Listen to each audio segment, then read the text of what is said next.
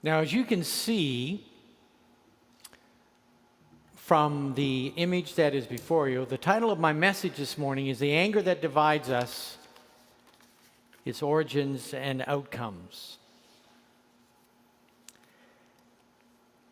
What I'd like to do for the next week or two is to explore with you some of the societal phenomenon that we've been witnessing and experiencing now for a number of years. And what has been a simmering anger within certain segments of Western society in recent years is now boiling over into our homes, businesses, schools, and onto our streets. Now, you know that in my pulpit ministry, I continue to bring, or I attempt to bring, sharp focus to the challenges and the ills of society as we know them today. As Christians, as believers, I believe we must inform ourselves of today's society's vexations, these that present as fault lines of significant cultural shifts in the public domain.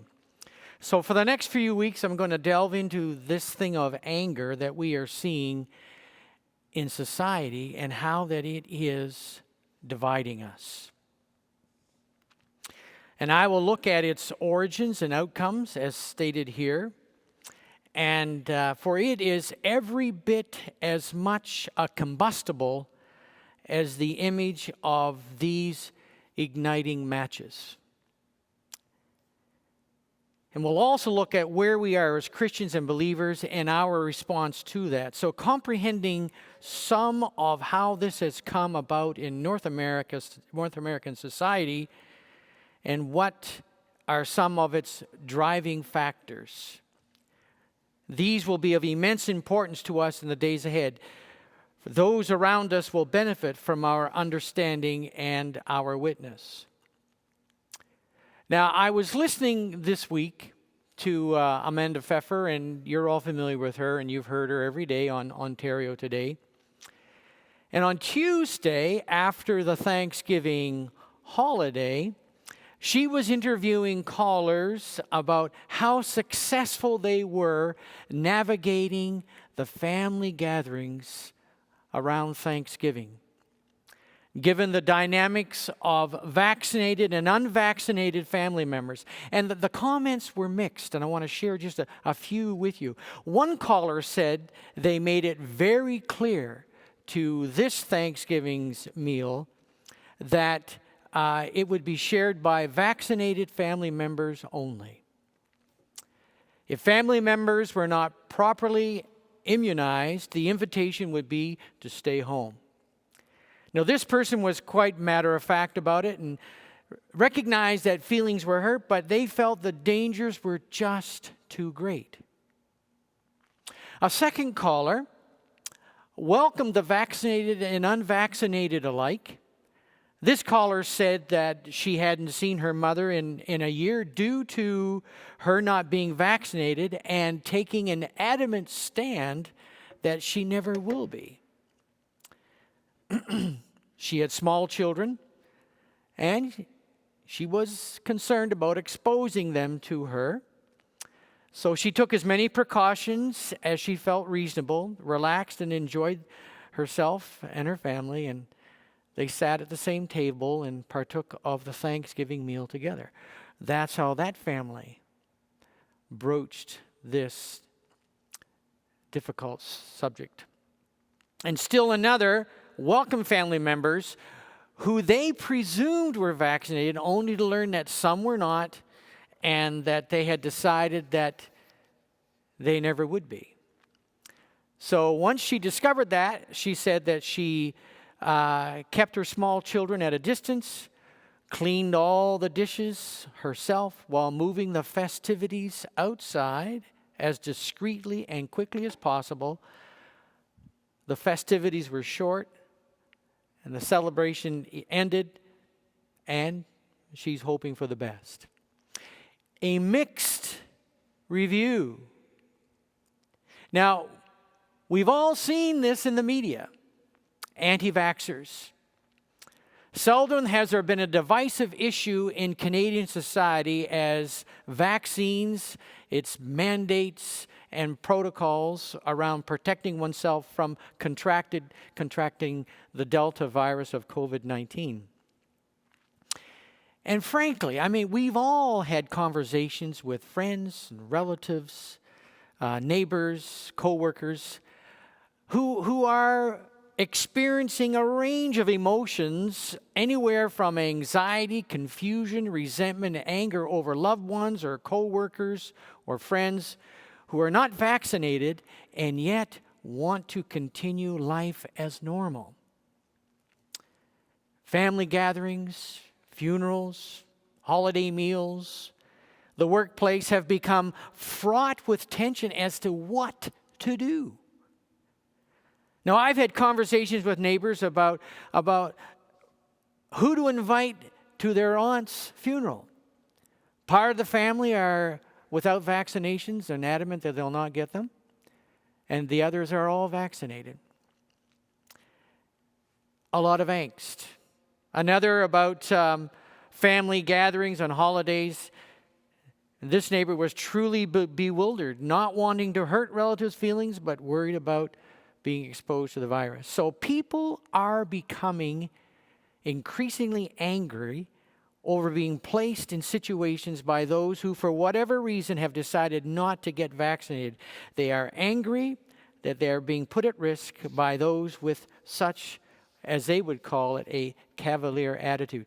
Now, I read a Leger poll this past week. And this poll was taken last month, mid-September.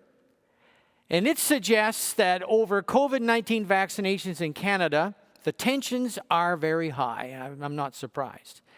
As frictions grow between those who are vaccinated against the virus and those who are not. The survey conducted for the Association of Canadian Studies last month found that more than 3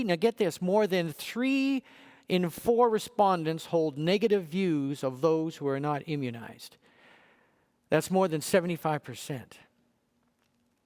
The survey found that vaccinated people consider the unvaccinated, now this is what the survey said, not me, as irresponsible and selfish, a view contested by those who are not immunized. The polarization is palpable. We all see it. Anti-vaxxers protest that their freedom is being infringed upon by government vaccine mandates. And yet we are learning that these mandates are working to a degree, as thousands have lined up to get vaccinated for fear of loss of employment. However, there remains a percentage of the population, and they would be referred to as hardliners, who refuse to get vaccinated no matter what. That's the dilemma. There's a lot of angst, a lot of anger around this. Now, we're seeing lots of demonstrations all the way across our country. And I could keep you here all day with off the net photos from south of the border, what's happening in the States over this. We're now seeing staged demonstrations outside hospitals and schools in recent weeks, protesting vaccine passports and mandates and masking and other public health measures. People are angry. Confrontations are occurring. Hospital staff and patients alike are being harassed as they enter hospitals, regardless of the reason for their visit. Some have been arriving for cancer treatments and are being subjected to harsh language, shouting, accusations, and aggressive behavior. Right here in Ottawa, here's the Civic Hospital, City Hall. Look at those who are protesting.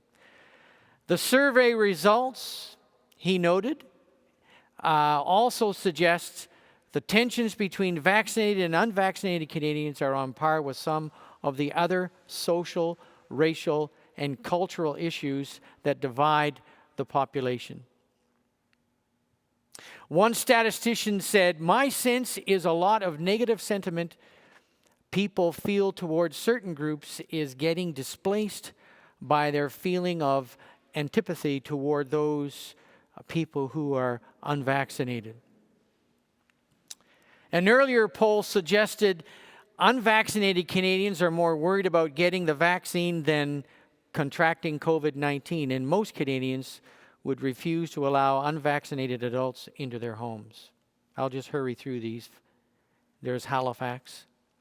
He went on to say that he expected tensions between the vaccinated and unvaccinated to ratchet up even higher as governments and employers continue to push for more people to get their shots. And some are actually quitting their jobs rather than subject themselves to the vaccines. So, my body, my choice, I say no. So here's the question. What is behind all of this anger? Where does this rage originate and why? So anger is remarkable not in and of itself, but when it becomes so widespread that it feels like a cultural force.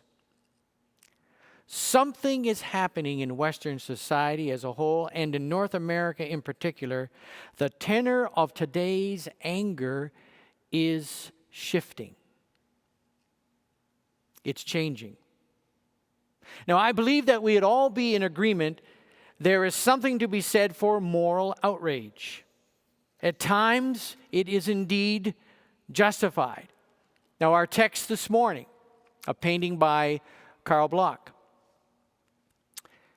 As our gospel lection stated, even Jesus threw the money changers out of the temple as his moral outrage challenged the religious elite and corporate interests of the time that co-opted religious traditions and took advantage of the poor.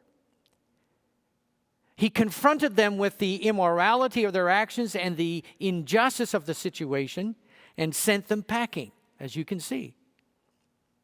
They're not very happy.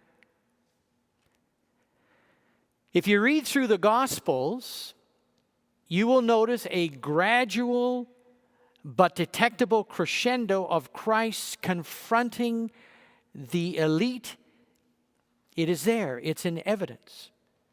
Confronting the establishment for their hypocrisy and for their avarice.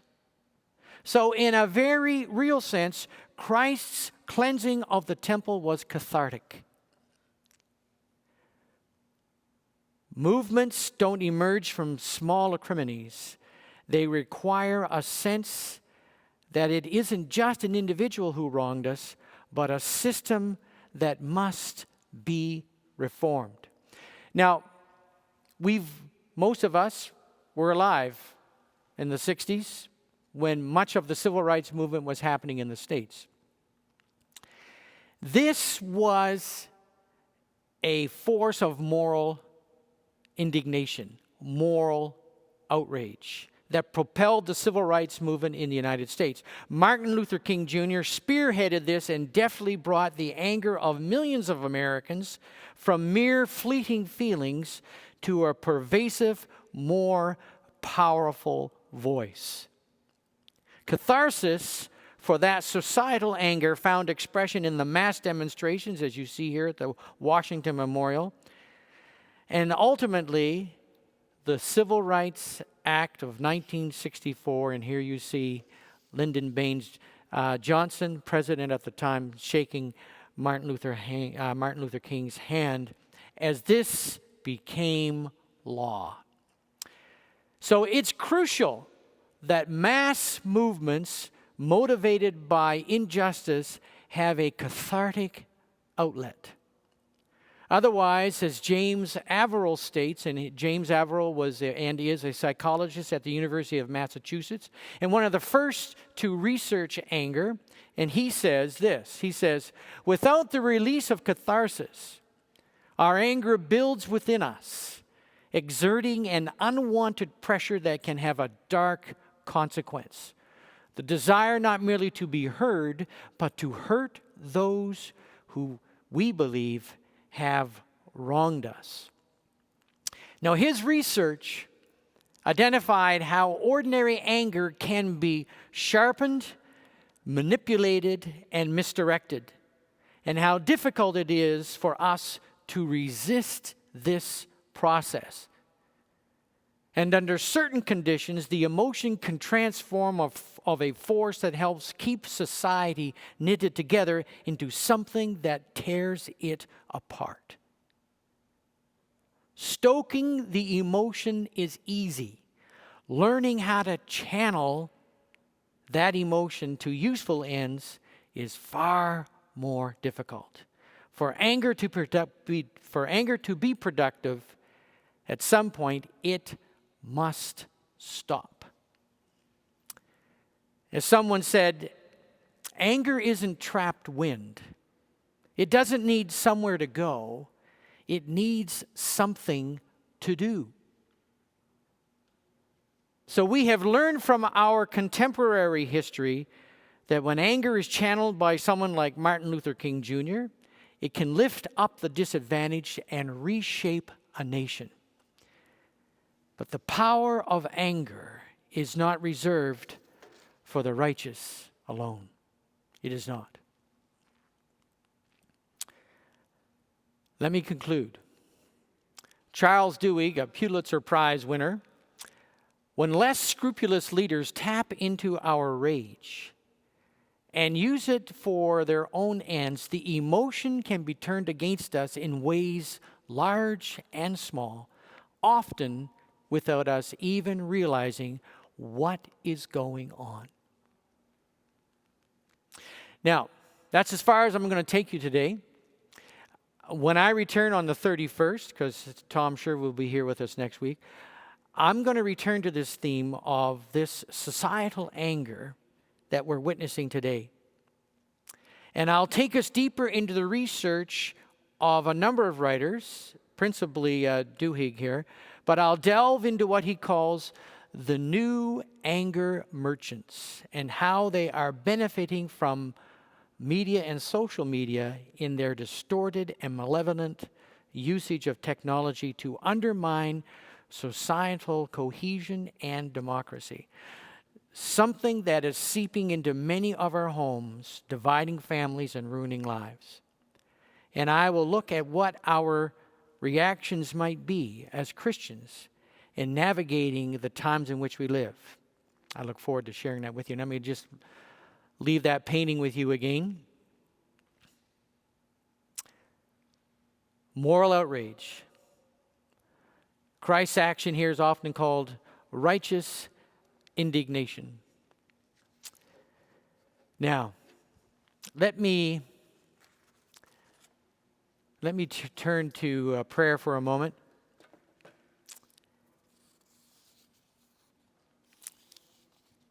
Oh God, we praise you this day for your graciousness to us. You've not left us bereft and without a roadmap for life, but have provided us with signposts for our religious journey.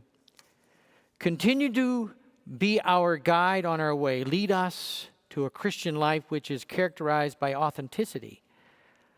Lead us in those times when there is disconnect in our lives between what we profess and how we live.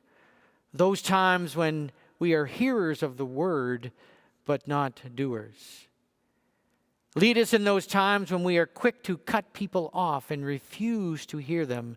Lead us in those times when we have not carefully weighed what to say, but jump to quick and erroneous conclusions and blurt out a hasty and unkind response.